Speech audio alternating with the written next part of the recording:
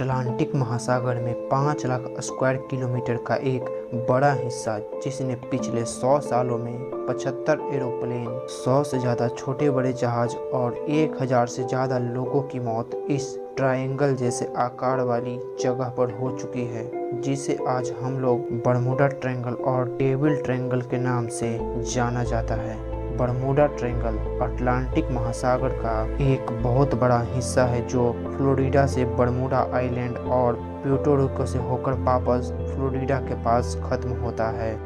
दोस्तों, आज के इस वीडियो में बरमूडा ट्रायंगल के मिस्ट्री को जानने वाले हैं, तो स्वागत है आप सभी का विचित्र फैक्ट शो के एक और वीडियो में। 5 दिसंबर 1945 को दोपहर के 2:10 पर यूएस नेवी के 5 टॉर्पीडो बॉम्बर विमान यूएस के शहर फ्लोरिडा से अपने 3 घंटे के डेली प्रैक्टिस के लिए टेक ऑफ करती है।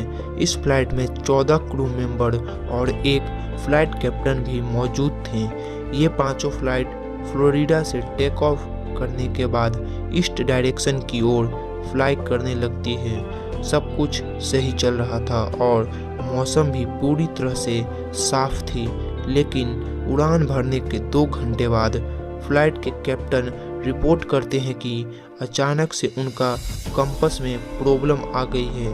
उनका कंपास काम करना बंद कर देता है और तब ये बैकअप कंपास निकालते हैं और वो भी काम करना बंद कर देता है। मौसम अब धीरे धीरे खराब होती जा रही थी। शाम के 4:56 पर फ्लाइट के कप्तान को लगता है कि उनका विमान गल्फ ऑफ मैक्सिको के ऊपर पहुंच गई है और वापस फ्लोरिडा जाने के लिए फ्लाइट के कप्तान सारे फ्लाइट को ईस्ट डायरेक्शन की ओर जाने के लिए इंस्ट्रक्शन देते हैं। अब शाम हो चली थी और मौसम और भी ज़्यादा खराब होता जा रहा था। शाम के 7:04 पर एक आखिरी बार इस प्लेन से संपर्क होता है और इसके बाद पांचों प्लेन हमेशा के लिए गायब हो जाती है। आज के दिन तक इस प्लेन के बारे में किसी को पता नहीं है कि ये प्लेन आखिर गई कहाँ। जिसके बाद मरीनर एयरक्राफ्ट 13 क्रू मेंबर के साथ उनके पांचों बॉम्बर को ढूंढने के लिए निकल जाती है, लेकिन इसके साथ भी वही होता है जो बॉम्बर प्लेन के साथ हुआ था और ये प्लेन भी गायब हो जाती है। पहले बॉम्बर प्लेन के 14 लोग गायब हो चुके थे और अब मरीनर प्लेन के 13 लोग गायब हो जाते हैं। कुल मिलाकर 27 लोग गायब हो चुके थे, जिसके बाद कई दिनों तक एयरफोर्स और नेवी के ज्वाइंट सर्च ऑपरेशन चलाया जाता है, जो उस समय का सबसे बड़ा सर्च ऑपरेशन था। लेकिन इसके बाद भी ना कोई बॉडी मिलती है और ना ही कोई एयरक्राफ्ट का कोई हिस्सा मिलता है। यही वो घटना था जिसके बाद से ही पूरी दुनिया को बरमूडा ट्रायंगल के बारे में पता चलता है। लेकिन इस घटना से 10 साल पहले एक ऐसी ही घटना और एक जहाज के साथ होती है, लेकिन वो उस घटना से बचकर निकल जाते हैं। 19 साल के 2 जुड़वे भाई जॉर्ज और डेविड, जो कि दोनों ही यूएस नेवी में ऑफिसर थे, जब उन्हें अपने पिता के मौत की खबर मिलती है तब वो दोनों एक प्राइवेट जेट में बैठकर अपने होम टाउन के लिए निकल जाते हैं। अभी प्लेन को उड़े हुए केवल 20 मिनट ही हुए थे कि पायलट ने बताया कि प्लेन के इंस्ट्रूमेंट काम करना बंद कर दिया है। ना ही कंपास काम कर रहा था और ना ही रेडियो काम कर रहा था, और पायलट को भी पता नहीं था कि प्लेन किस डायरेक्शन में जा रही है। लेकिन वे दोनों खुशकिस्मत थे कि कुछ घंटों के बाद वे दोनों इस खतरनाक मंजर से बाहर निकल जाते हैं। कई साल बाद जब बरमूडा ट्रायंगल अपने मिस्ट्री की वजह से मशहूर होता है, तब दोनों भाई को पता चलता है कि ये घटना उनके साथ पहले ही हो चुकी है। 1 अक्टूबर 2015 को एल्फारो नाम की एक शिप फ्लोरिडा से प्यूर्टो रिको जा रहा था, जो कि अचानक से रडार से गायब हो गया।